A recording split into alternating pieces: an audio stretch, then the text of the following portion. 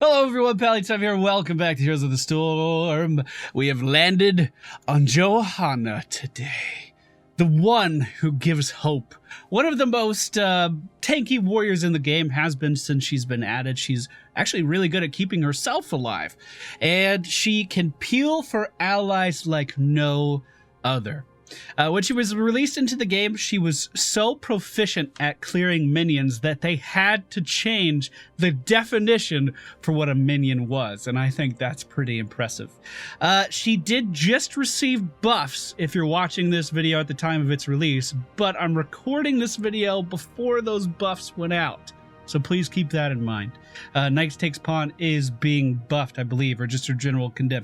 I'll look to see what those changes are just to make sure while we are queuing into the game. The crusade calls.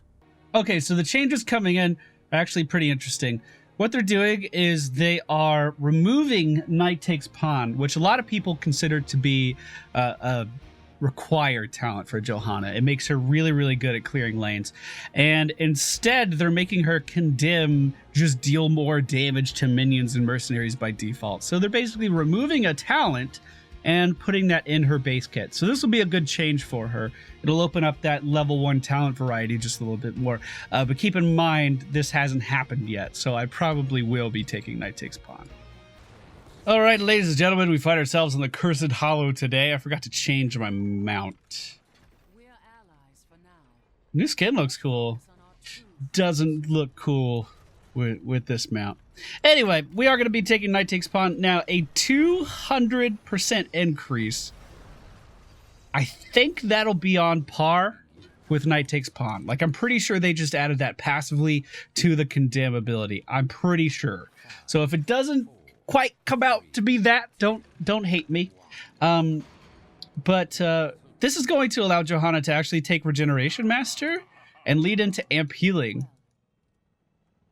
That might become the new standard build for her, which is kind of interesting. Anyway, we are going to go for Knight Takes Pawn. It's just fantastic lane clear.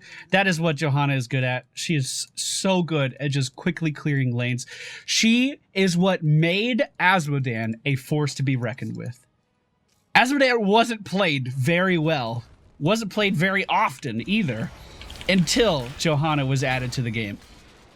Because Knight Takes Pawn allowed him to stack so easily. It was so good.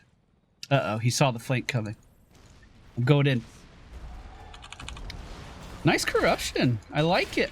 Anyway, so we're really good at getting XP because of our lane clear. We're really good at stopping basic attack damage from enemies. So pretty good for the Sergeant Hammer that we're going up against right now.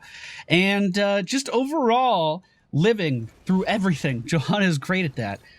One of the ways she does that is with a level 20 talent. It's called Indestructible. It's basically always picked.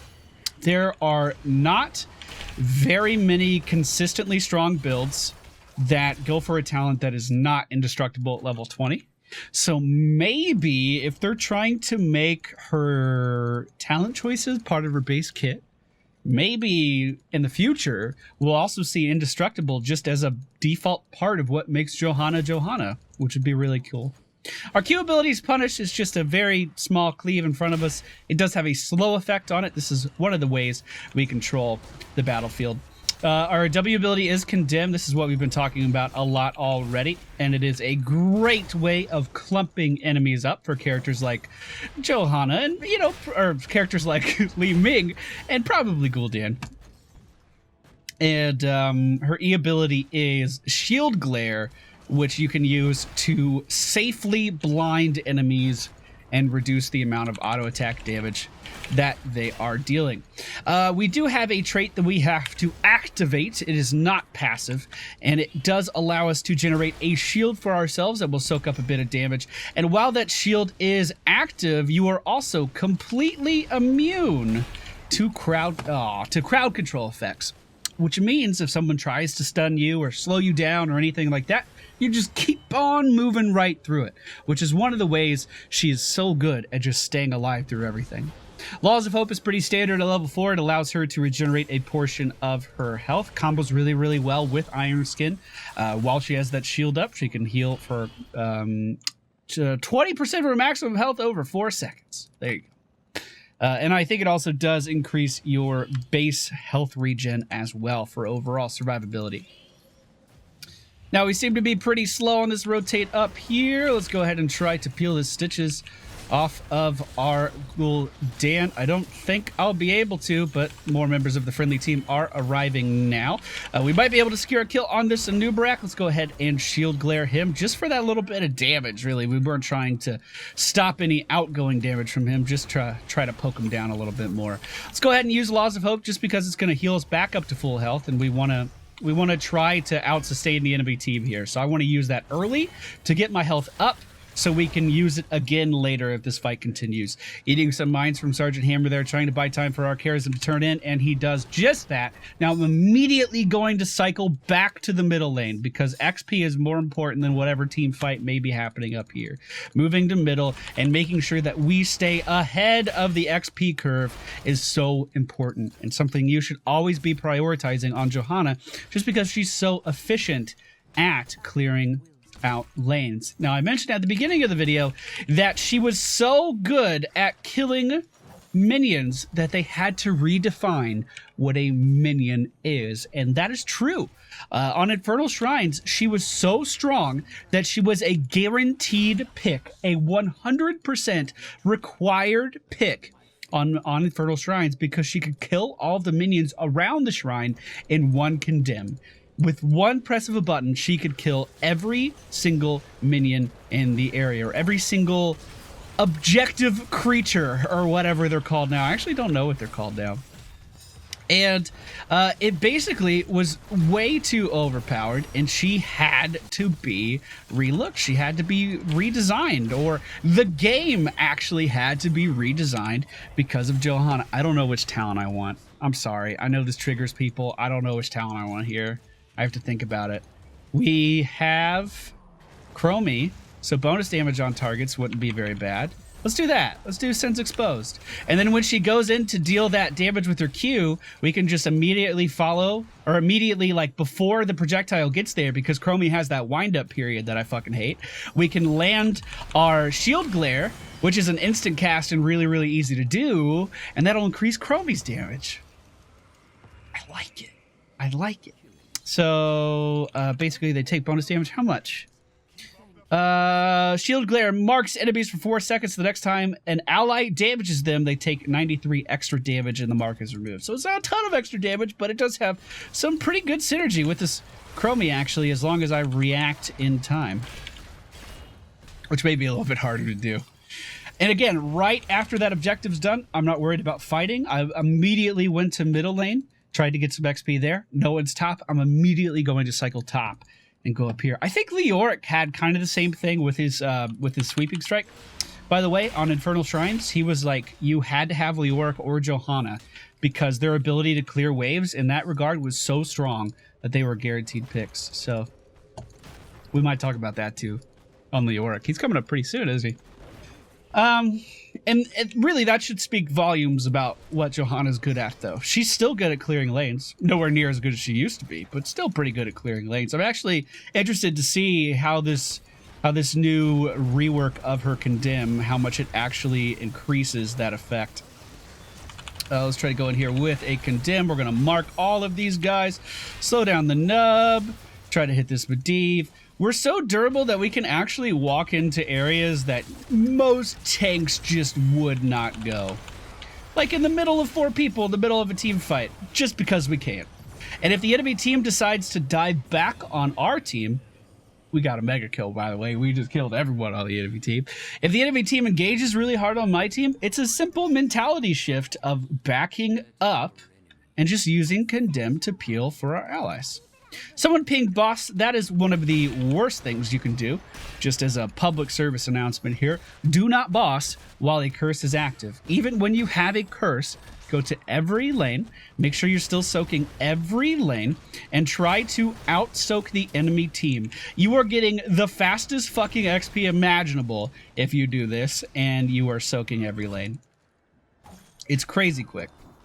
Now, we could be using our Iron Skin to get out of those Stitches hooks. If I was looking at the screen, I was able to react in time, but I wasn't looking. The enemy team is cycling up to the top lane now, so I'm going to stay middle and I'm going to continue to push middle for the remainder of this curse.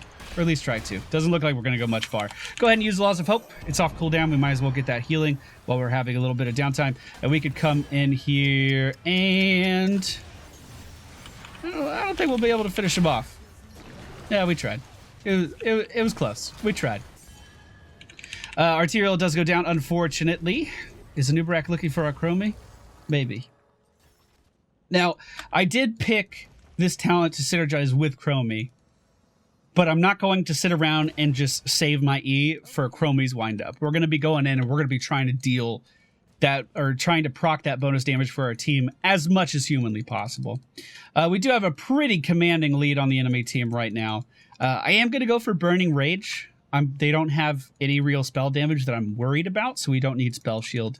And Burning Rage, just kind of like, Johanna's always really aggressive, always moving in. She's super durable, as I'm sure you can already tell. So that just means she gets a lot of inherent value out of that Burning Rage. She's going to be radiating that damage and always hitting someone on the enemy team with it.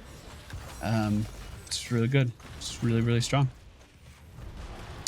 One of the best things about Johanna as well is this is becoming more and more rare for tanks, is she has more than one build. Stitches on the enemy team. Basically one build with some variations to how his hook may or may not work. Muradin, right now, he's getting a rework too, but Muradin basically has one build, especially in the early game. Oh my goodness, especially in the early game. Maybe that one's not as true. Okay, don't stress about my Muradin speech too much. I'm a terrible Muradin player. But Tyrael for a very, very long time, one build Tyrael used. That's kind of changing now as well. But Johanna, since she was released, she can kind of spec into her Iron Skin. She can spec into Condemn. She can go for overall just general bulkiness and whatever, like I kind of am right now. You know, a little bit of everything. Kind of you're putting your hands in every bowl, as it were. That's a saying, right? I'm pretty sure. But it's good. She's very well-rounded, very durable, very reliable. It's kind of hard to fuck a Johanna up, you know? Even if you just like close your eyes and pick a talent, like you could come up with a build that kind of made sense. I really do think so.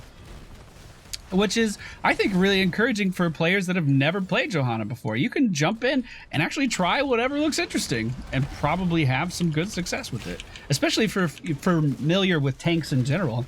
The hardest part of playing Johanna is simply remembering to use your Iron Skin and using it at the proper times. Not only to remove CC, but also just to give yourself a little bit of a shield. I mean, she's really good. Really reliable.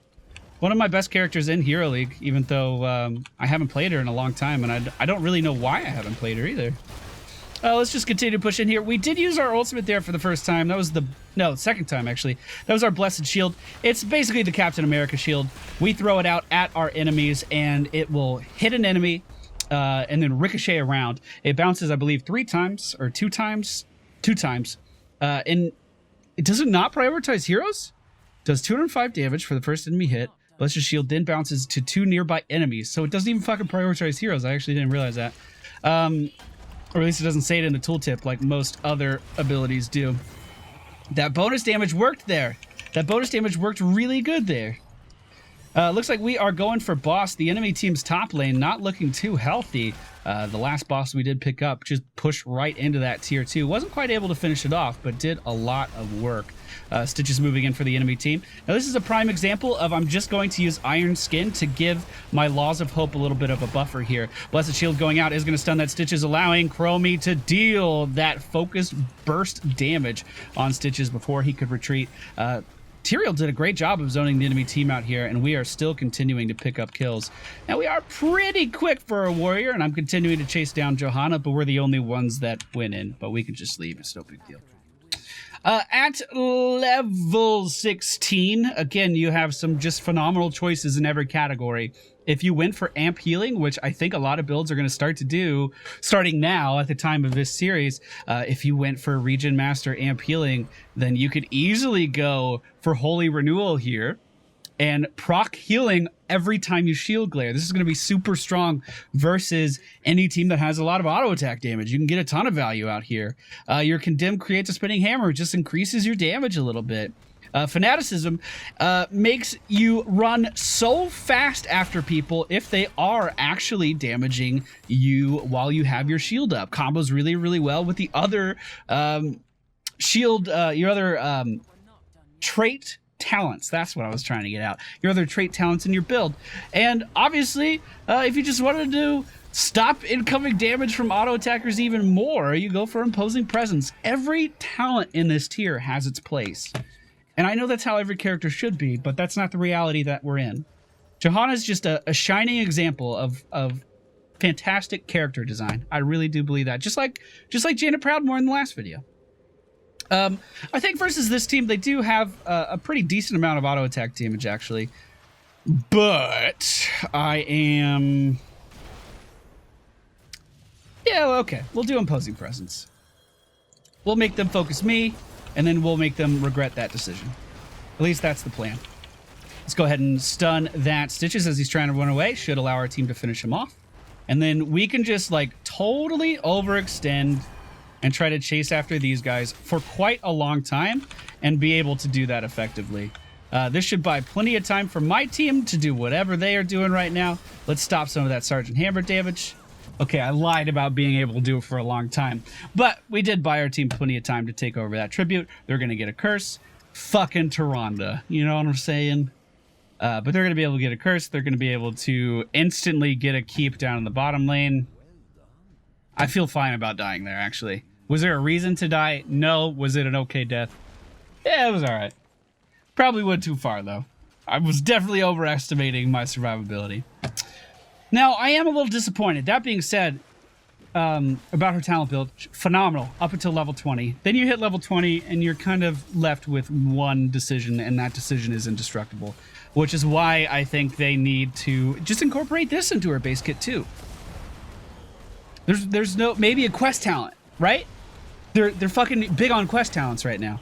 Maybe if you absorb a certain amount of damage with Iron Skin, or you're able to get out of a... No, CC wouldn't work. It would have to be damage, because some teams just don't fucking have CC in quick match. So let's say you absorb damage with your Iron Skin. Absorb 10,000 damage, and all of a sudden you have a quest talent where you just never die. I think that has a decent amount of value. And then you can work it into the base kit. Make it actually like something that every Johanna can get for free rather than having to spend a talent on it. And go to town. Just absolutely, like, make her feel really, really strong while having talent choice at level 20. Because she doesn't have any. Anyway, that's going to be a good game because the enemy team chased while we had catapults on their core during a curse. Not the smartest chain of events for them to do, but you know what? It happens.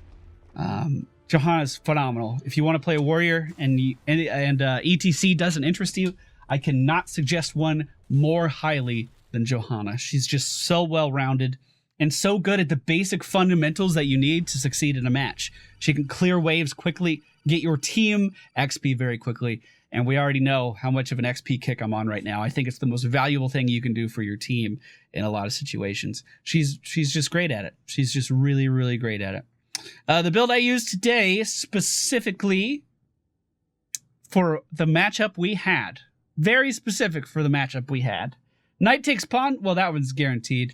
Laws of Hope pretty much guaranteed as well, although that may be shifting with the talent redesign thing, or the Laws of Hope, or Knight takes pawn fucking redesign that she's just getting. Excuse me.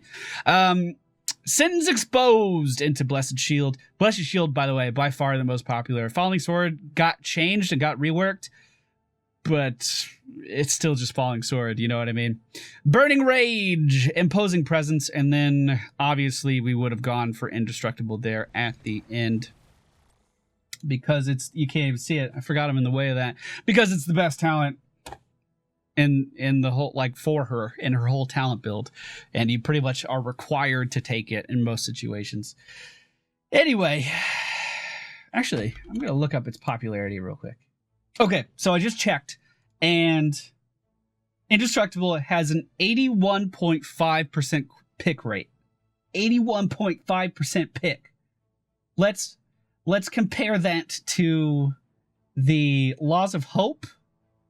Laws of Hope, 74 pick, and I consider this talent mandatory as well. Knight takes pawn, only a 60% pick. So while it is a high pick rate, nowhere near as high as these other two. Anyway, it does have pretty comparable win rates to the other talents at level 20.